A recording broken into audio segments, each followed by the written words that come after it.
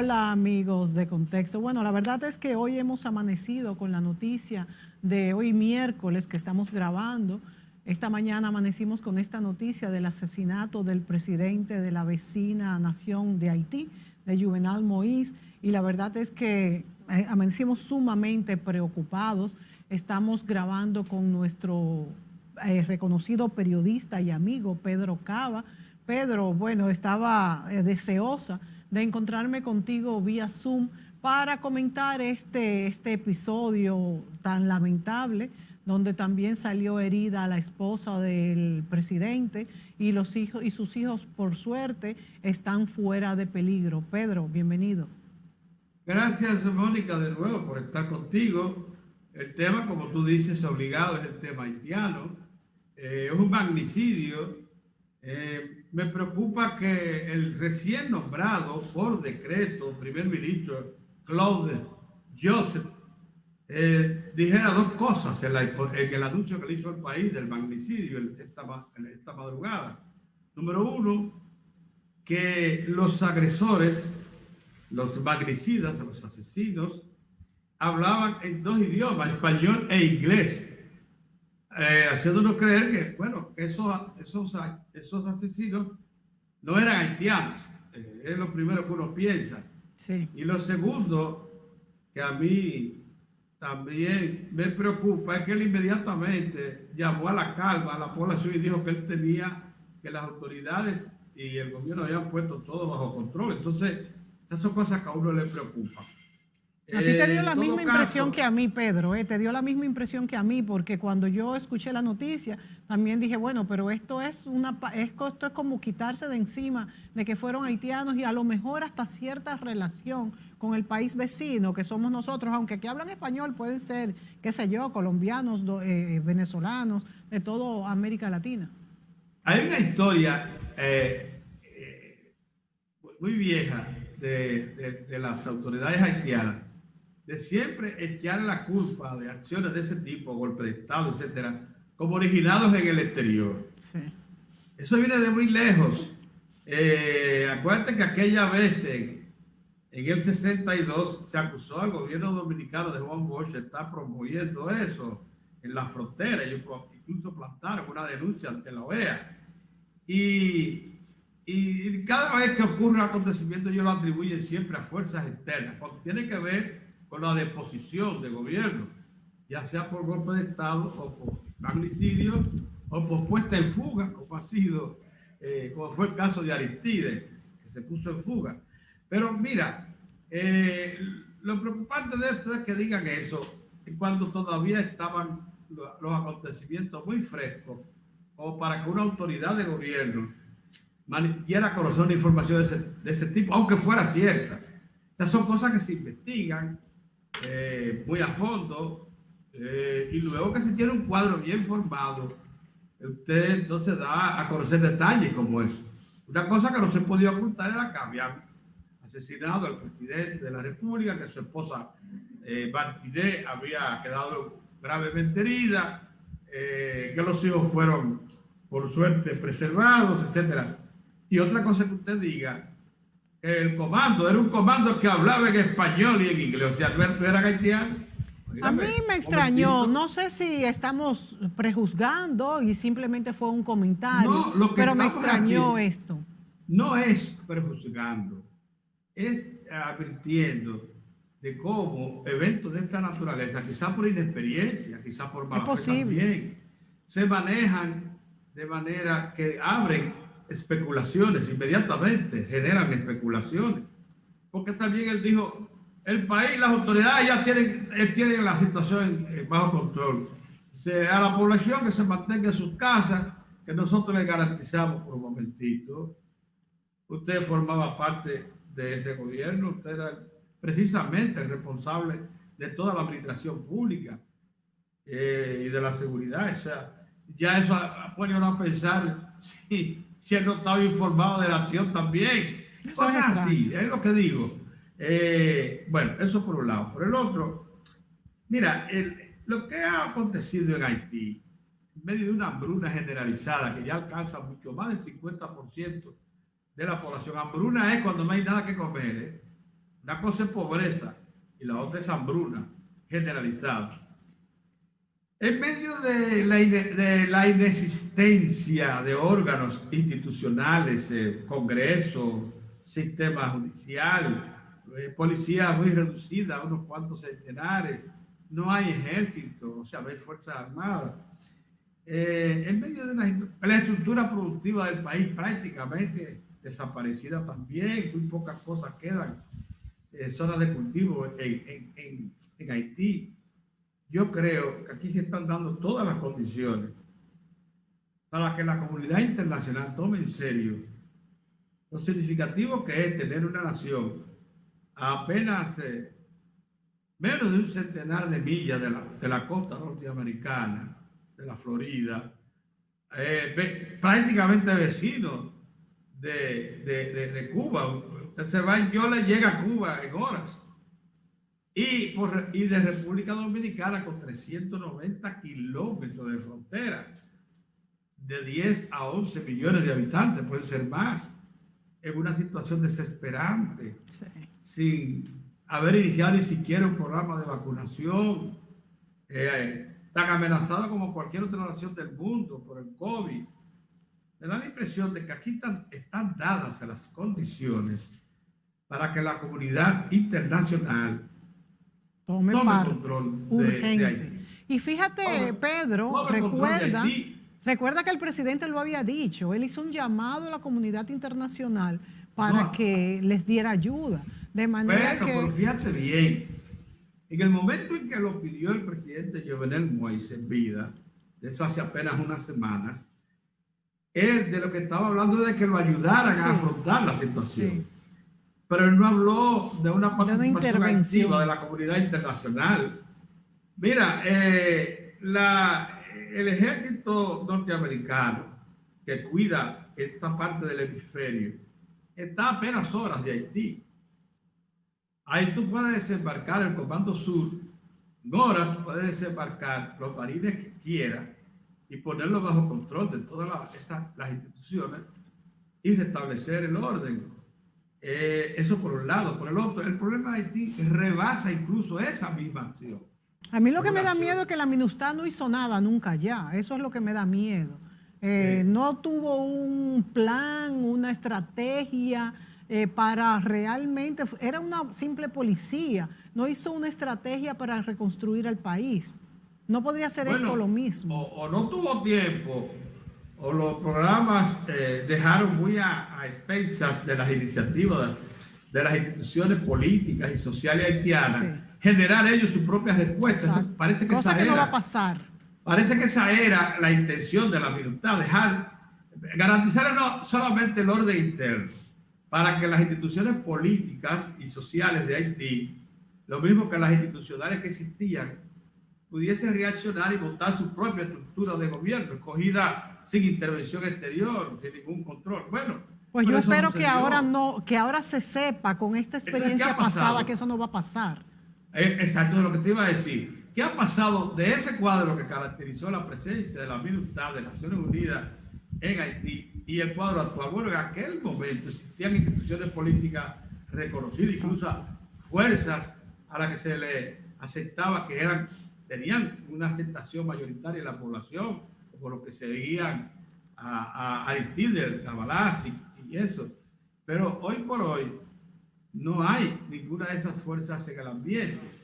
No hay un liderazgo político responsable que pueda afrontar el reto de organizar instituciones y dirigir a la nación. Entonces a mí me da la impresión de que la comunidad internacional debe intervenir en la problemática haitiana en varios campos. Oye, ¿por qué? En Haití se necesita reponer la infraestructura productiva. Hay que pensar en que el Instituto Interamericano de Ciencias Agrícolas, en el IICA, que vaya un personal masivo y orientar, y otras instituciones del área latinoamericana y caribeña que pueden participar en eso. Hay que pensar en una intervención sanitaria. En la Oficina Panamericana de la Salud, con su personal, debiera tomar control de las instituciones de servicios de salud de Haití, apoyada lógicamente en el personal nativo calificado para eso. En el plano político, hay que buscarle el lugar donde se reúne el Congreso, hay que buscar el lugar donde haya un establecimiento claro de las instituciones de poder, de lo que son los símbolos. El Palacio Nacional sigue en ruinas. Entonces, hay que también devolverle la fe a las agrupaciones religiosas que allí existen, para que puedan impartir sus orientaciones a sus feligreses. Y eso se necesita para eso garantías de seguridad. Y la educación que mínimamente funcionaba, reforzarla y procurar que lo que son los servicios básicos de un Estado sean repuestos. Por ejemplo, todavía en Haití imperaba los famosos puertos de cabotaje, que no son más que puertos improvisados que determinadas familias, y en algunos casos hasta bandas, controlan, o sea, ellos reciben barcos, despachan barcos y ellos son los que deciden cobrar impuestos y administrarlos. Pero eso no puede ser. Tiene que haber una institución organizada ahí.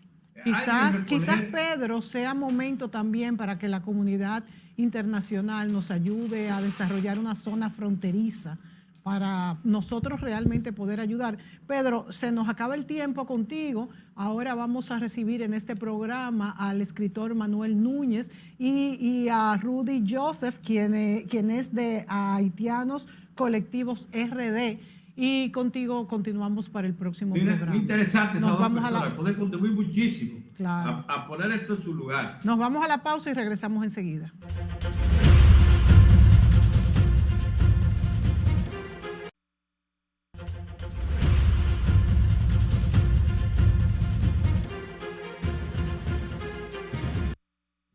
Amigos, continuamos con este programa Contexto. Ahora se nos incluyen el escritor e historiador Manuel Núñez, quien está compartiendo el piso aquí conmigo, y vía Zoom se nos incluye el activista Rudy Joseph, quien es parte de Haitianos Colectivos RD. Saludos, Rudy Joseph, ¿cómo estás? Todo un placer, un inmenso placer poder participar en este canal y en este video. Gracias, Rudy. Estoy también con Manuel Núñez, amigo y historiador aquí en el piso. Rudy, vamos a comenzar contigo. Nos precedió en esta entrevista el periodista Pedro Cava, quien hace énfasis en si esta pudiera ser una oportunidad para recomponer Haití desde el punto de vista, bueno, desde todos los puntos de vista, principalmente el punto de vista sanitario. En este momento las estructuras productivas, políticas, no hay un congreso, no hay un edificio siquiera de gobierno en este momento, porque se destruyó y no se ha vuelto a construir, las escuelas, todo. ¿Cuál es tu apreciación como haitiano residente en la República Dominicana y parte de este colectivo que formas? Bueno, antes que todo, decirle que la comunidad haitiana acá está muy consternada y un poco, si se puede decir, desorientada con respecto a esa noticia, esa trágica noticia que sucedió, de lo que sucedió esta madrugada. Nos mandamos nuestras condolencias a la familia del expresidente y esperamos que realmente se pueda unar esfuerzos tanto a lo interno como internacionalmente de parte en una actitud de colaboración desde acá, desde otros países, para ver si podemos superar esta situación. Rudy, ¿cuál es la lectura que tú le das? ¿Cuál es la lectura que tú le das a este acontecimiento, tú como haitiano? ¿Serían personas de su mismo gobierno? ¿Serían contrarios? ¿Cuál es la lectura que le das a este crimen? Bueno, lo que correspondería, creo yo, es un crimen, una investigación que se debe hacer a profundidad y también como hay mucha sospecha, hay muchos rumores o si se puede decir cosas que la persona está pensando, o sea, nadie sabe a cierta ciencia cómo pasó, qué sucedió y por qué sucedió. Bueno, sí, podemos saber por qué sucedió, porque realmente la situación estaba empeorando día tras día. La cuestión es que en esa investigación hay que ver si hay un ente internacional de renombre que pueda hacerlo, porque no creemos en que sea el mismo gobierno y hay que recordar de facto o sea, no podemos creer una investigación que hagan ahora, sino una investigación que se tiene que hacer desde una institución de investigación, valga la redundancia, para aclarar los hechos, porque puede haber manos criminales desde adentro y desde afuera en lo que sucedió. ¿Tú crees que pudiera ser una oportunidad para Haití, para una reconstrucción real de lo que es Haití con ayuda internacional? Desde que esa ayuda no implica una intervención tipo MINUSTA o una injerencia militar o de ninguna índole, sino que sea el propio pueblo que tome las riendas de su devenir. Sí, esa colaboración, esta cooperación siempre será bienvenida. Y creo que necesitamos realmente esa cooperación, porque realmente todos los sectores y todo lo que todos los grupos han demostrado que no han podido con Jovenel para hacerle entrar en razón, ni había un acuerdo, un consenso, se puede decir, nacional. Creo que sí se amerita y bienvenida sea, pero hay que permitir, eso es lo que no han permitido el Core Group y otros grupos internacionales y otros países, si se puede decir, de que el pueblo toma la rienda de su destino, porque desde hace tiempo, hace por lo menos 3 años, se pediría la renuncia del presidente porque no demostró que iba por buen camino, y al final de su mandato todavía se mantenía un apoyo incondicional, sobre todo a este gobierno de facto. Bueno, vamos a pasar entonces al escritor Manuel Núñez, que tenemos aquí en el piso. Y yo le pregunto a Manuel, te han precedido el periodista Pedro Cava y el activista haitiano que vive en nuestro país, que está interesado en lo que es la reconstrucción de nuestro vecino país, Haití. Bueno, ya ellos han dado su opinión. Yo quiero que tú, como estudioso de este tema y que siempre has estado pendiente del desarrollo de Haití y cómo podría desarrollarse, nos hables de esta misma pregunta que yo le he hecho a Rudy Joseph, de primero, cuáles fueron las causas a tu juicio de este crimen, y segundo, si es una oportunidad para que la comunidad internacional pueda intervenir de una manera, por supuesto, con el beneplácito de Haití, para ayudar a la reconstrucción de este vecino país. Bueno, las causas del crimen son evidentes. El presidente Jovenel Moïse se empeñó, se aferró al poder desconociendo a la sociedad civil, desconociendo a la oposición del gobierno, desconociendo al Congreso, desconociendo al estamento judicial, que hubo incluso un presidente provisional judicial que murió de COVID, el que debió ocupar la presidencia en caso de una vacancia presidencial, y prácticamente se emperró en una operación de un referéndum y sobre todo de quedarse en el poder y de modificar la Constitución presumiblemente para blindarse, para darse una amnistía, para preparar un nuevo retorno y para organizar las elecciones, nombrando al Consejo Supremo Electoral, lo cual evidentemente también era una forma de mantener las cosas bien atadas. Él llegó en base a un acuerdo que hizo de control del Estado Martelly.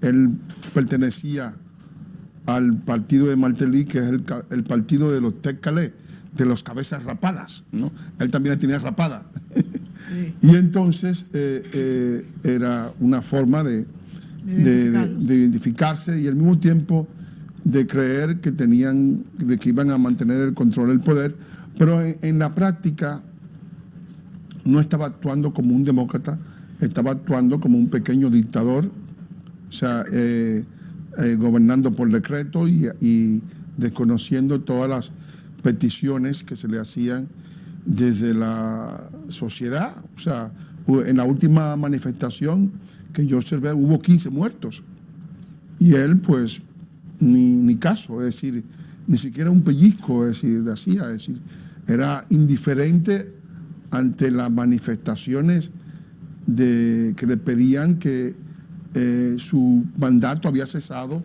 el 7 de febrero. Él insistía en que no, en que debía prolongarse al 7 de febrero del año próximo.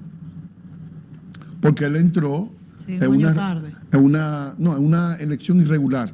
Se produjo una elección irregular porque se produjo una elección con un solo candidato porque forzaron la salida de Judes Celestin, que era el candidato que tenía entre la oposición a Martelly, tenía mayor votación, pero lo obligaron prácticamente, lo sacaron del riel y después por una declaración el que había quedado cuarto quedó primero, es decir, una situación totalmente irregular. Y con esos apaños que se hacen en Haití llegó de una forma un poco sombría al poder, supuestamente ganó las elecciones, pero era amarrando a todos los que le competían. Y una vez ya cumplido su mandato, la gente consideró que ya, evidentemente, el año que se perdió, más los 4 años que tenía, ya era el quinquenio. Él decía que el quinquenio debía ser el año próximo. Y bueno, esa situación, además de que tenía ese proyecto de cambiar las reglas del juego en medio de una elección, y no quería dejar el poder para permitir que alguien que no fuera él organizara las elecciones, pues la gente consideró que la única salida, los enemigos de él, que la única salida que había posible para poder desbloquear la situación bloqueada, porque había manifestaciones todos los días, era el magnicidio. A mí me parece que no un es una poco cosa extraño, Manuel, que la escolta no haya tenido ninguna herida, ni haya salido en algún video defendiendo al principio, porque al principio se veía un video de que parece que estaban ahí algunos elementos que podían ser parte de los contrarios que llegaban. Bueno, las escoltas, cuando ocurren estas cosas, los escoltas no se arriesgan. Ya tenemos la primera experiencia que hubo, el primer magnicidio haitiano. Ha habido varios magnicidios en Haití. Aquí ha habido 3 en República Dominicana y allí tenemos también varios magnicidios. Pero el primer magnicidio, el más impactante, fue el magnicidio de la Cañada de Pont-Rouge en 1806 de Jean-Jacques Dessalines, sí, que le hicieron una emboscada en esa cañada de Pont-Rouge y los escoltas se apartaron. Yayú, que era la mano derecha de Dessalines, dijo, bueno, yo no me voy a arriesgar, si lo van a matar, yo no voy a morir por él. Wow. Él no merece que yo muera por él. Wow. Y entonces... Se supone que la escolta sí debe hacerlo. Los escoltas, si son sinceros, deben morir en el acto también. Deben morir en combate, no... En combate al menos, ¿no? En combate y combatir. Pero claro, si combaten también pueden perder la vida. Pueden morir, pero estos no combatieron tampoco. Estos no combatieron, se apartaron. Sí. Estos le dijeron, mira, lo que hay es esto, si ustedes se oponen van a pagar con su vida, y prefirieron apartarse y dejaron que el enemigo actuara a mansalva, a manos salvas, ¿no? Y que, al igual que Dessalines, pues masacrar a la víctima, ¿no? Es decir, que en este caso la víctima fue fusilada prácticamente a quemarropa, y creo que tuvo la misma suerte su esposa, que estaba al lado, ¿no? Es decir, del esposo a esa hora. Y, ¿cuál fue el segundo? No, el hijo se salvó. Sí, pero el segundo magnicidio. El segundo magnicidio, bueno, hubo magnicidio en Haití. En Haití hubo el del presidente Sam, que provocó toda una revuelta posterior. Es decir, que ha habido varios, o sea que es una sociedad donde la violencia ha estado presente en muchos aspectos. Entre nosotros, los 3 magnicidios, pues tú lo conoces, el de 1899, el 26 de julio, de Ulises Franz-Héroe, que era necesario hacerlo porque era ya prácticamente un dictador imposible de mantener. El injusto magnicidio de 1911 de Moncáceres, de Ramón Cáceres, que provocó posteriormente. Que fue injusto. El único que fue injusto, claro, es decir, que provocó la intervención posterior de los Estados Unidos en el 1916, y el magnicidio el 30 de mayo de 1961 del dictador Trujillo, o sea que el de los conjurados, ¿no? Es decir, que tras 31 años, para ponerle fin a 31 años de dictadura, era justo. Un magnicidio que ahora llaman ajusticiamiento. Exacto, ¿no? Ajusticiamiento. Aunque aquí no había pena de muerte, pero bueno, es decir, es una forma de decir las cosas. Pero claro, cuando se produce un tranque político, una situación de bloqueo nacional, pues la gente a veces entiende, bueno, si este hombre no lava ni presta la batea, o sea, algo habrá que hacer con él. Y bueno, al final pues deciden dar una salida terapéutica. Pero tú crees, Manuel, que pudo haber sido entonces esto perpetrado por sus enemigos políticos, por los contrarios, ni siquiera enemigos, para tomar el poder en Haití? Por ejemplo, mencionaba Rudy Joseph que él considera que la comunidad internacional debe de asistirlo, pero él incluso menciona, sin una intervención como la de la MINUSTAH. Sin embargo, con el mismo periodista Pedro Cava, yo decía, bueno, pero es que la MINUSTAH no hizo relativamente nada para reestructurar las bases del vecino país, las bases productivas, por ejemplo, y eso. Entonces, con una intervención menor aún que la MINUSTAH, ¿de qué serviría esto para Haití? Pregunto yo. Bueno, serviría de poco. Yo pienso que las intervenciones han demostrado lo siguiente. Han demostrado que Haití es un cementerio de proyectos internacionales, que todos los proyectos internacionales, las ONG, han fracasado de manera estrepitosa, de manera clamorosa. O sea, por decirlo de manera sencilla. Yo pienso que se intentó que la MINUSTAH, después de más de 15 años de intervención y de haber gastado una millonada en mantener el orden, porque el presidente Clinton en el 90 destruyó el ejército haitiano. Sí, que fue un error, aconsejado por las izquierdas, que deberían pagar eso también. Y entonces, al destruir el único polo de autoridad que había, había que crear un polo de autoridad para que el país no naufragara en una guerra civil. Y el objetivo de la MINUSTAH era una misión para evitar una guerra civil y desarmar a la población. Pero al cabo del tiempo, los haitianos consideraron que eso era eterno, y desde luego no puede ser eterno. Gastar $700 millones por año no puede ser una misión eterna, porque el mundo no está para eso. O sea, era algo, como todas las misiones, que no contribuyó a nada a largo plazo ni a mediano plazo. Es estar ahí supuestamente como una misión de paz, pero una vez salieron quedó el mismo caos que cuando entraron. Una vez salieron, pues falta entonces la seguridad. Naufraga nuevamente, vienen los secuestros, viene con más fuerza. Ya estuvo durante MINUSTAH el narcotráfico, y la situación, el país cae en una de situación ingobernable. Lo que planteaba el señor Moïse era simplificar el gobierno. Haití tiene un gobierno de doble legitimidad, donde hay un primer ministro, que es el jefe de gobierno. Que es el que tiene ahora mismo el mando, ¿no? Exactamente, pero él estaba provisional, porque el señor Claude Joseph, era el canciller. Lo hicieron primer ministro para interim, o sea, provisional, Y el primer ministro designado por Jovenel Moïse era Ariel Henry, que debía ocupar el cargo, pero ahora no sé lo que ocurrirá, porque ahora mismo, en principio, legalmente, quien debería ocupar el cargo sería el presidente de la Suprema Corte de Justicia, que ya falleció por el COVID. Sí. O sea que, y luego, pues naturalmente, en esta situación de... Pues le corresponderá entonces al primer ministro. Al primer ministro, porque el propio Jovenel Moïse metió en la cárcel al que debía reemplazarlo. O sea que no era... ¿Qué era cuál?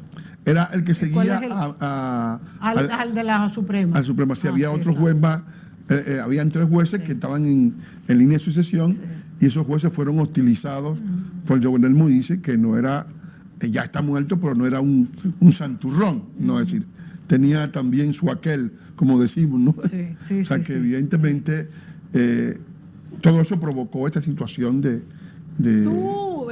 Dice Raudy Joseph, quien te precedió hablando, que es accionista de Haitianos Colectivos RD, que pueden haber manos internacionales también. ¿Tú crees que puede haber algún vínculo? También se ha hablado de narcotráfico. ¿Podría esto hacerse? Mira, en Haití lo más fácil es atribuirle las situaciones a manos internacionales y a buscar culpas internacionales, porque de hecho ya es un hábito, ¿verdad?, que opera entre los haitianos de traspasarle las culpas de sus operaciones internas a mecanismos internacionales. Es probable que hayan sido mercenarios, ¿no?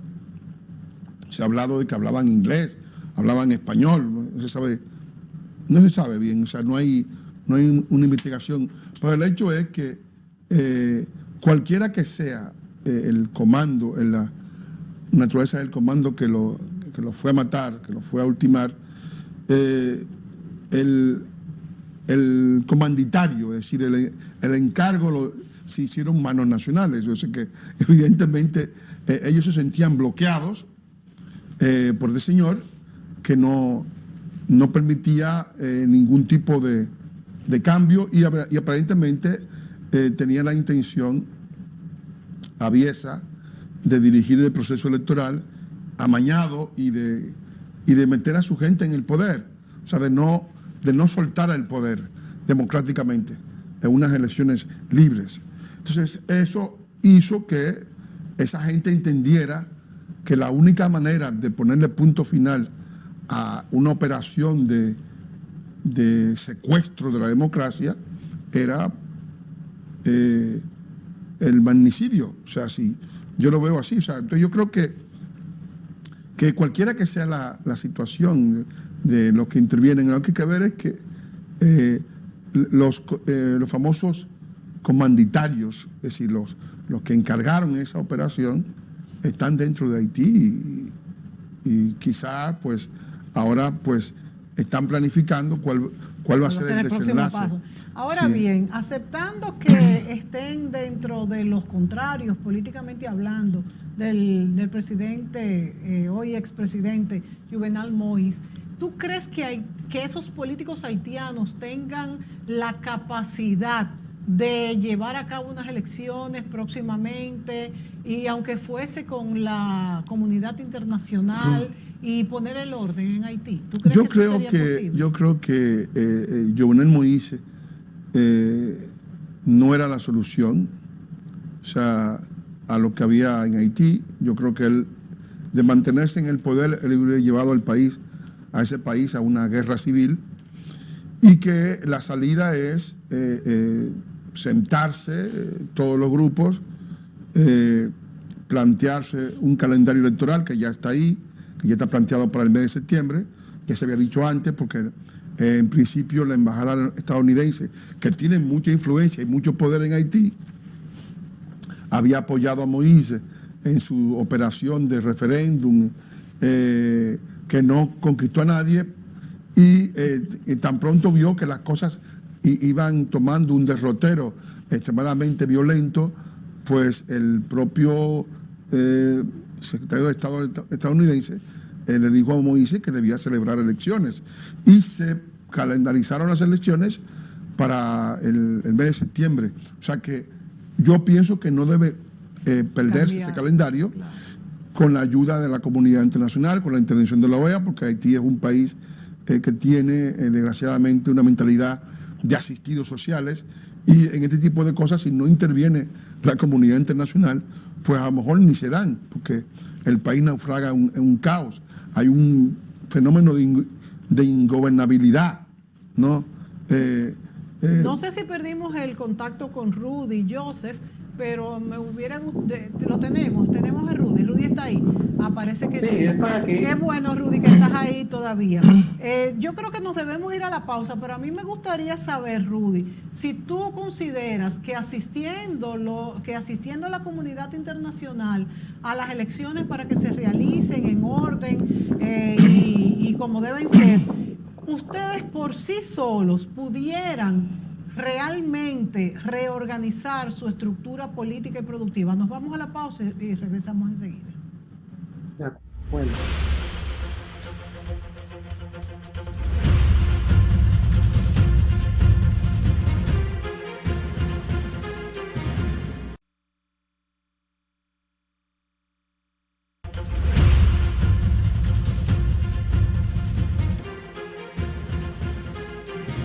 Amigos, para hoy jueves grabamos este programa miércoles, cuando nos hemos encontrado con la triste noticia del asesinato del presidente haitiano. Tenemos con nosotros, tuvimos al periodista Pedro Cava dándonos una mirada a todo esto, y en el piso tenemos al escritor Emanuel Núñez, y vía Zoom tenemos al activista haitiano Rudy Joseph, quien es de Haitianos Colectivos en RD. Te preguntaba, Rudy, en el segmento anterior, si tú crees que bajo la ayuda de la comunidad internacional para unas próximas elecciones, Haití, ustedes, los haitianos, solamente sin intervención extranjera, pudieran lograr reestructurar la vida política, la vida productiva y sanitaria bajo esta pandemia en Haití. Bueno, yo digo que creemos que hay que intentarlo, porque como mencionó el doctor Núñez ahorita, después del asesinato de Salim, había un proyecto de nación que nunca continuó después de esa muerte. Entonces, sí, desde ahí, varios investigadores y historiadores piensan que ese proyecto de nación no había continuado durante todo ese tiempo. Y es una oportunidad, aunque sea en este contexto lamentable, de retomar eso y de que podamos reconstruir estructuralmente, con ideas y mentalmente a esta nación, porque no se le ha dado realmente una oportunidad a mi nación de tomar las riendas de su propia vida. Hay una reflexión que hizo incluso una dominicana acá y que es interesante, que dice eso mismo, que tiene la misma lectura y cuando la vea yo lo puedo enviar. Es muy importante tener eso en cuenta porque muchos presidentes que han pasado han sido, no se puede decir directamente, aunque hubo, entre comillas, elecciones, pero fueron indirectamente sometidos o impuestos a la nación. Y si se recuerda, la última elección que dio victoria o que dio legitimidad al presidente Jovenel Moïse, no llegaba a un 20%, sí, claro, según algunos informes. O sea, de un universo de 5 millones de electores o más, creo que si mal no recuerdo, que no llegaba a 1 millón de personas que votaron. Sí, Entonces, recuerdo perfectamente. Hay mucha falta de legitimidad desde que asumió el poder este régimen. Yo estoy totalmente de acuerdo contigo y es verdad, comentamos en este mismo programa que iba a ser un gobierno sin legitimidad, puesto que hubo una gran abstención. De hecho, Haití no estaba en aquel momento preparado para una votación y eso también se comentó mucho. Pero fíjate, Rudy, yo entiendo muy bien tu posición como haitiano, que la verdad es que lamentarías que fuera necesario una intervención más allá de una simple observación. Yo me pasara lo mismo con mi país, pero también entiendo que los haitianos están sufriendo una hambruna, como decía Pedro Cava en el primer segmento, están desamparados, no tienen una sanidad, no tienen una estructura productiva, no quieren invertir los extranjeros. Entonces, ante esa situación que vive tu país, Rudy, yo creo que Haití no está preparada para tener en sus propias manos lo que es su destino. Y pienso que sin una ayuda no va a ser posible. Bueno, ¿qué perder? Yo entiendo que perder parte de la autonomía. No. ¿Cuál es tu posición? Quisiera aclarar que cuando decimos que sea el mismo pueblo que estuvo luchando durante todos esos años, durante por lo menos 3 años, contra la corrupción, contra incluso la naciente dictadura de Jovenel y todo el sistema. O sea, aunque sea este pueblo que tome sus decisiones, pero creemos en la asistencia técnica. O sea, no es que no digamos no queremos opinión, no queremos es fundamental la apoyo, asistencia técnica. No eso, sino que en esa hay que saber cuál es la frontera entre colaboración e injerencia, porque son las injerencias que nos ha dado todos esos frutos o resultados hasta ahora. Manuel, ¿cuál es tu opinión? Mira, es casi imposible que un país que vive de la ayuda internacional, donde tienen tanto peso la colaboración internacional, no tenga una injerencia importante del extranjero, sobre todo cuando no hay un polo de autoridad, no hay control del espacio territorial, hay una frontera marítima, un espacio aéreo, una frontera terrestre, hay una situación de seguridad interna del país.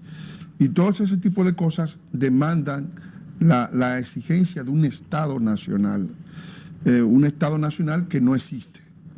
Y entonces, al no existir ese Estado, pues evidentemente el Estado ha sido suplantado por las ONGs. Es el país de las ONGs.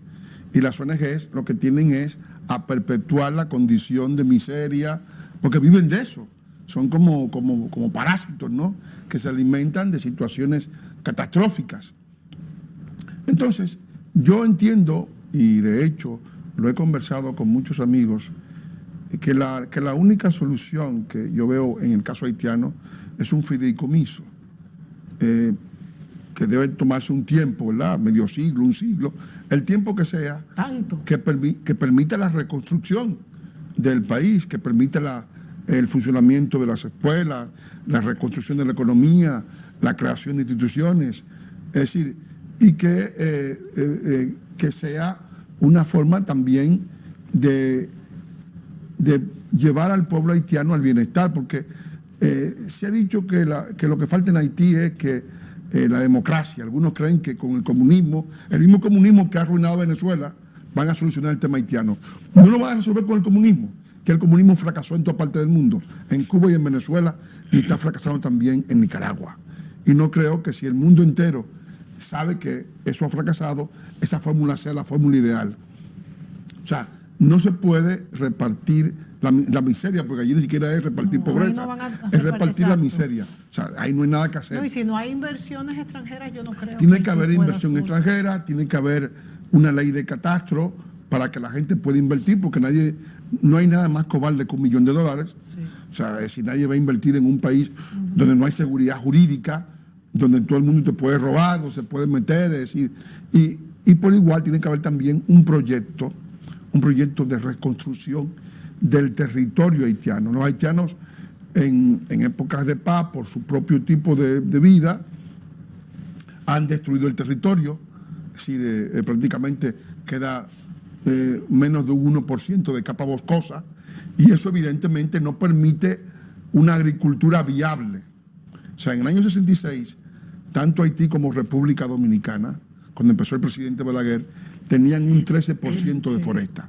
La República Dominicana tomó una decisión, el presidente Balaguer en aquella época, que era un estadista, tomó una decisión que fue la decisión de cerrar los aserraderos, de suspender el corte de madera, de crear las leyes forestales, de crear toda una represión del corte de árboles, de sembrar árboles continuamente en un programa de más de 20 años, sembrando 10 millones de árboles. Hoy la República Dominicana tiene 39% de foresta y Haití tiene 1% de foresta. Tengo entendido que desde la Comisión Mixta Dominico-Haitiana se ha tratado de implementar este mismo plan en Haití, no ha dado resultados, no sé por qué. Bueno, el plan en Haití, de reforestar Haití, lo planteó la compañía Chemonic. Fue el plan cuando se llegaron los Clinton con Max Berribe para tratar de crear un gobierno paralelo al gobierno de Haití. Tuvieron un ingreso de más de $11 mil millones. No se sabe en qué se gastó ese dinero. La verdad que eso fue un abuso, y con el arroz también. Sí, $11 mil millones no hicieron nada.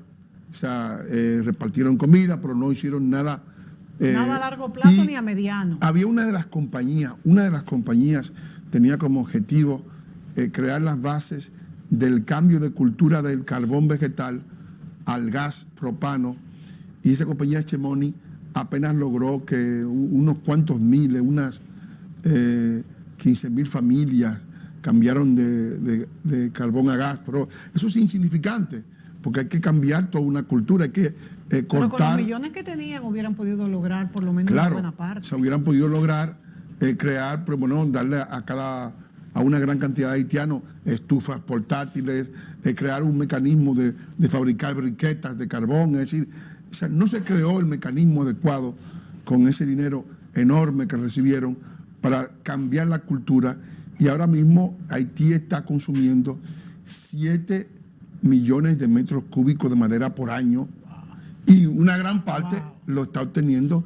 de la República Dominicana, es decir, que está poniendo en riesgo no solamente nuestros parques nacionales, sino también las 32 presas que son la base fundamental del desarrollo de la República Dominicana, es decir, que alimentan los 4 polos turísticos, y que alimentan también la industria y la agricultura dominicana, que es fundamental. Es cierto. Rudy, ¿qué opinas tú sobre esto que ha señalado el doctor Manuel Núñez en relación a que en Haití las ONGs tienen un gobierno, vamos a decir, paralelo, alimentándose de la pobreza?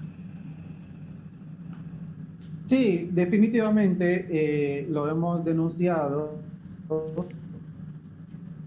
anteriormente, que las ONG tienen un poder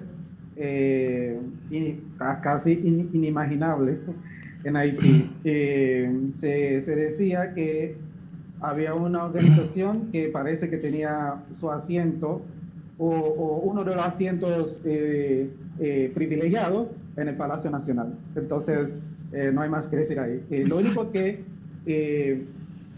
a partir de las ONG está las agencias internacionales de cooperación, etcétera. Con todo lo de la MINUSTAH, por ejemplo, se gastó, como decía el doctor, millones de dólares anuales, y son miles de millones de dólares que bien hubieran servido en algo concreto en Haití, pero sirvió para mantener una ocupación militar que al final dio este resultado, queramos o no, eso es el resultado que ha dado esta ocupación, porque no preparó nada, no asistió en nada prácticamente, y lo que ha traído son violaciones y el cólera.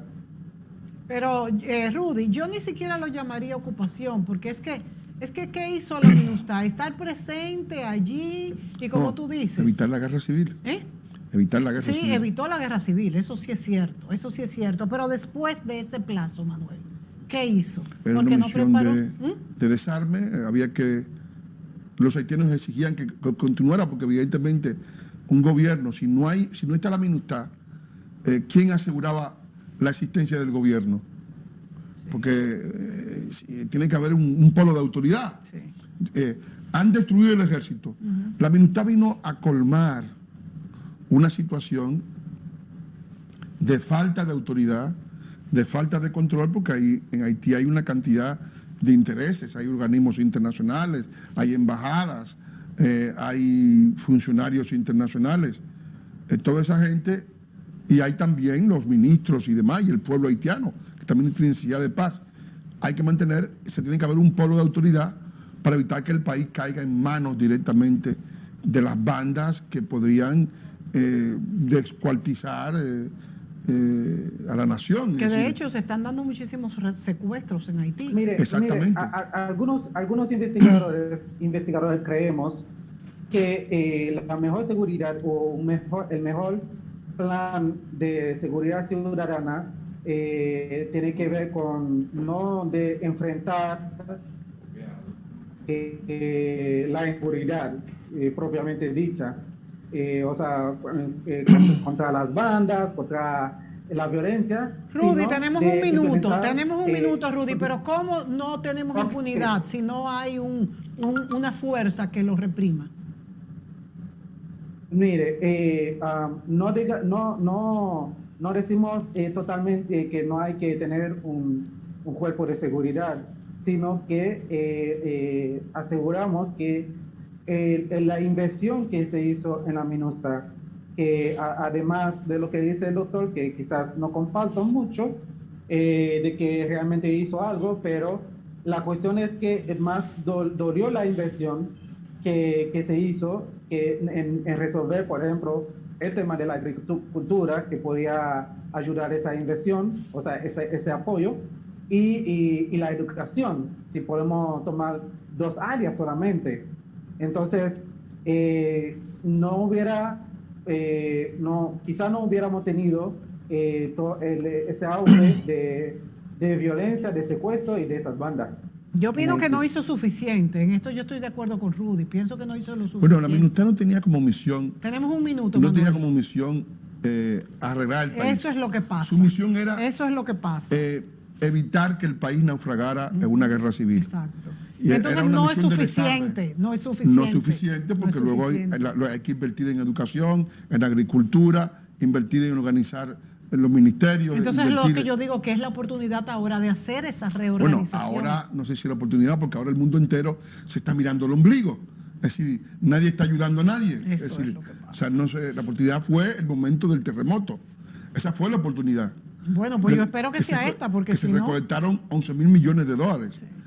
O sea, de todos modos, en el caso haitiano, en Haití siempre hay una oportunidad, porque Haití, solamente la gente piensa en Haití cuando hay una gran desgracia, una gran mortandad. Por ejemplo, el cólera, un terremoto que devaste, como ocurrió el terremoto del 2010, que hubo 200.000 muertos, es decir, o un ciclón de gran envergadura, que se convierten en una especie de commodity, porque cuando se ocurre eso, tú puedes pasar el cepillo, como dicen en la iglesia, ¿verdad? Y recolectar dinero y tratar de hacer algo, una acción de gran envergadura. Bueno, se nos acabó el tiempo, pero la verdad es que llegamos al final de este programa diciendo que ustedes los dos están de acuerdo en que no ven un concierto internacional que ayude realmente sin una intervención en lo que sí debe ser tomado en cuenta los haitianos. y que, como dice Manuel Núñez, más bien lo fue cuando sí se recolectaron muchos millones y no se utilizaron como se debía. Este es un tema que debemos de continuar. Ojalá que ustedes se equivoquen y sí sea un momento donde la comunidad internacional vuelque su mirada hacia Haití y haga algo, porque no creo que Haití pueda hacerlo No, solo. por sí solo no, claro que no. No creo que pueda hacerlo solo. Gracias a Manuel Núñez, gracias a Rudy Joseph y gracias a Pedro Cava por participar y a ustedes por sintonizarnos y será hasta la próxima. Siempre un placer.